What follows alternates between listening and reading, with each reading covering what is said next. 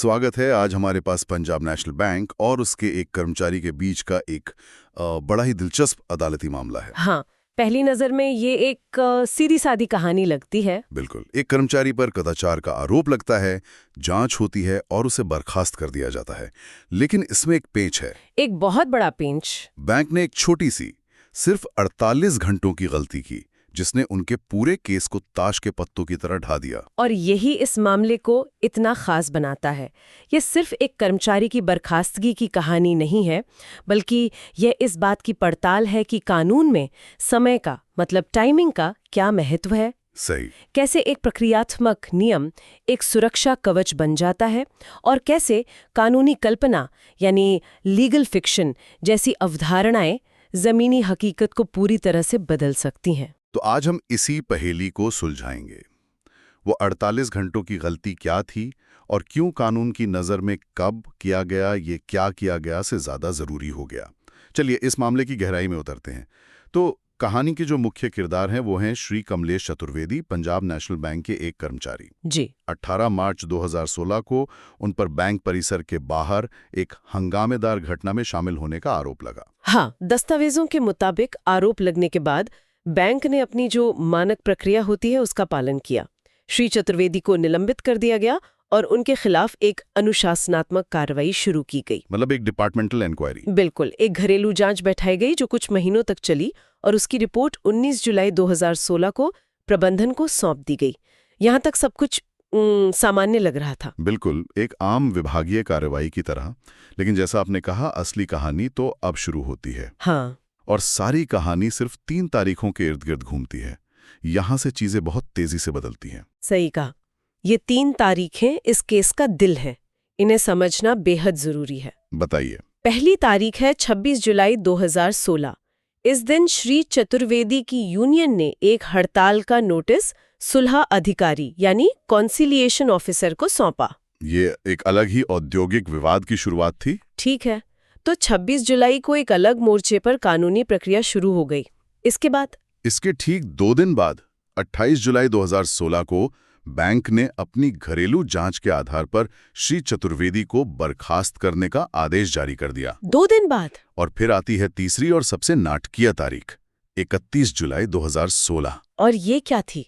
ये श्री चतुर्वेदी की सेवानिवृत्ति की तारीख थी। रुकिए, मतलब रिटायरमेंट से सिर्फ 3 दिन पहले उन्हें नौकरी से निकाल दिया गया? जी हाँ। ये समय का तालमेल तो बहुत अजीब है।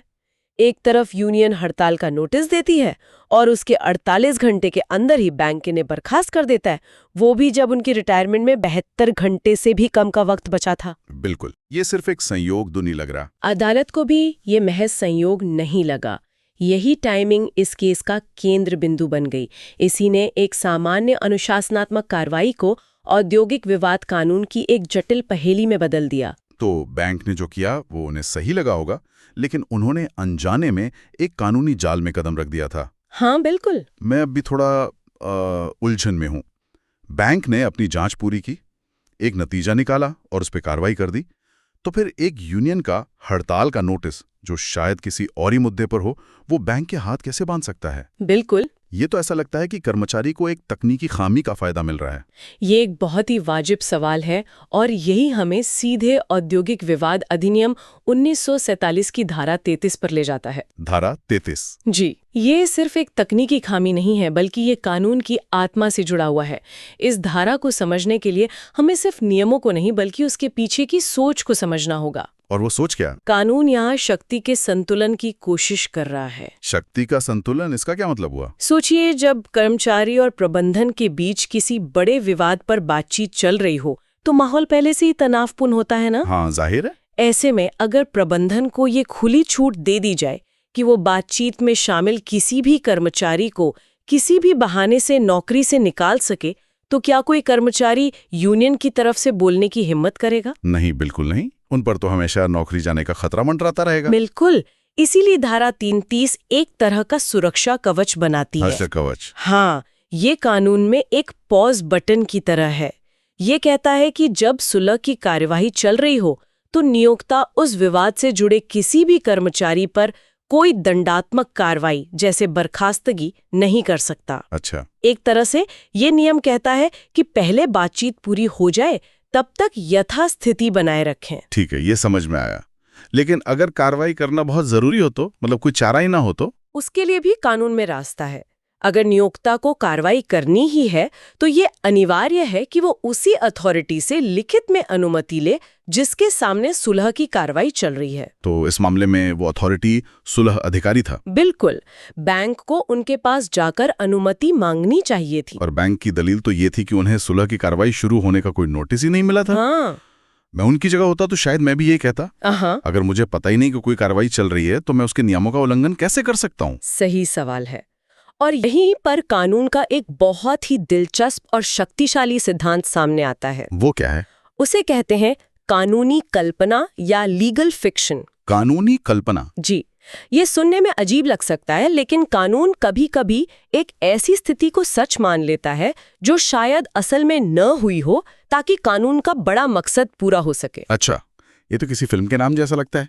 ये काम कैसे करता है? इसे ऐसे समझिए कि कानून के पास अपनी एक टाइम मशीन है। Time machine? हाँ। अधिनियम की धारा 21 साफ कहती है कि सुलह की कार्यवाही उस तारीख से शुरू हुई मान ली जाएगी जिस तारीख को हड़ताल का नोटिस सुलह अधिकारी को मिल जाता है। मान ली जाएगी? हाँ। इसका मतलब है कानून इस बात की परवाह नहीं करता कि बैंक के HR विभाग ने वो नोटिस कब पढ़ा या उन्हें मिला भी या नहीं। अच्छा। कानूनी नजरिए से 26 जुलाई को जैसे ही नोटिस अधिकारी तक पहुंचा, टाइम मशीन ने काम करना शुरू कर दिया और कार्यवाही उसी पल से लंबित हो गई। अरे वाह!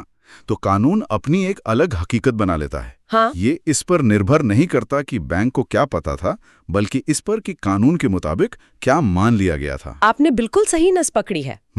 अदालत ने भी यही कहा। उन्होंने स्पष्ट किया कि अधिनियम यानी एक्ट हमेशा नियमों यानी रूल्स पर हावी रहेगा।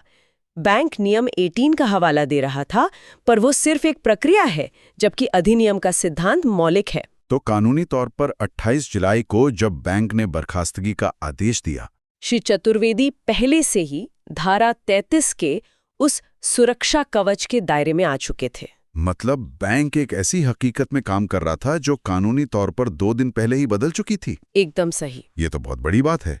लेकिन बैंक के पास एक और तर्क था, सबूत का बोझ यानी बर्डन ऑफ प्रूफ को लेकर। जी। उन्होंने कहा कि कर्मचारी ये साबित नहीं कर पाया कि बैंक ने धारा 33 का उल्लंघन किया है। आमतौर पर तो जो आरोप लगाता है उसे ही साबित करना होता है ना? आमतौर पर हाँ, लेकिन जैसा मैंने कहा, धारा 33 कानून की सामान्य धारणाओं को पलट देती है। अदालत ने बैंक की इस दलील को कानून की सरासर गलत व्याख्या बताया। ऐसा क्यों? अदालत के हिसाब से सबूत का बोझ किस पर होना चाहिए था? अदालत ने साफ कहा कि सबूत का बोझ नियोक्ता यानी बैंक पर था। बैंक पर? हाँ, और इसके पीछे एक बहुत मजबूत तर्क है। सोचिए, सुरक्षा कवच कानून के द्वारा अपने आप लागू हो जाता है।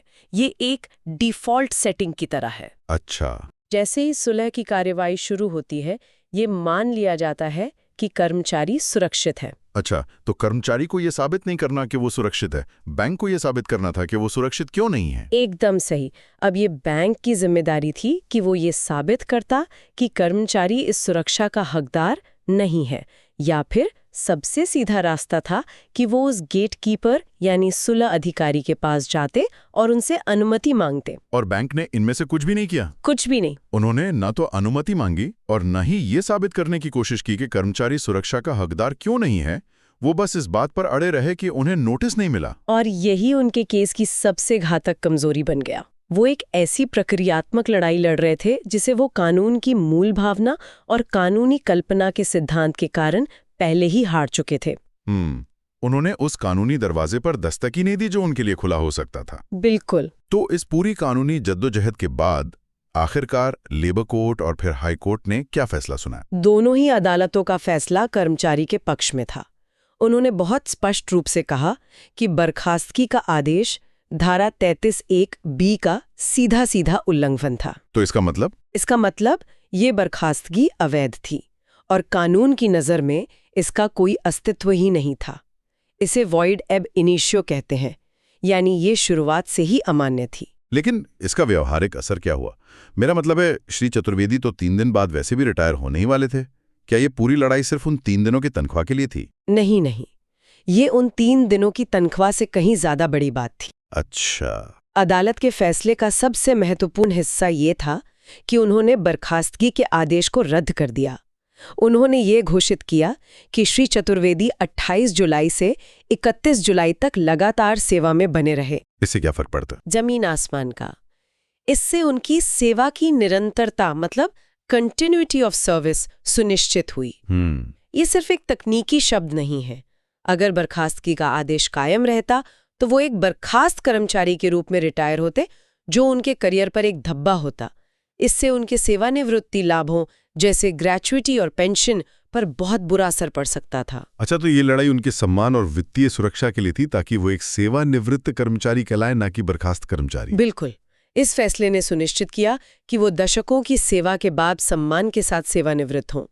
और बात सिर्फ यहीं खत्म नहीं हुई। और क्या हुआ? अदालत ने बर्खास्तगी के समय को लेकर बैंक पर एक बहुत तीखी टिप्पणी भी की। वो क्या थी? अदालत ने बैंक की नीयत यानी बोनाफाइड्स पर सवाल उठाया। उन्होंने कहा कि एक कर्मचारी के करियर के बिल्कुल आखिरी पड़ाव पर रिटायरमेंट से सिर्फ 3 दिन पहले इस तरह की दंडात्मक कार्रवाई करना बैंक की नेक नियति पर शक पैदा करता है। अच्छा। अदालत का इशारा साफ था, आपको इतनी भी क्या जल्दी थी? क्या आप कुछ दिन इंतजार नहीं कर सकते थे?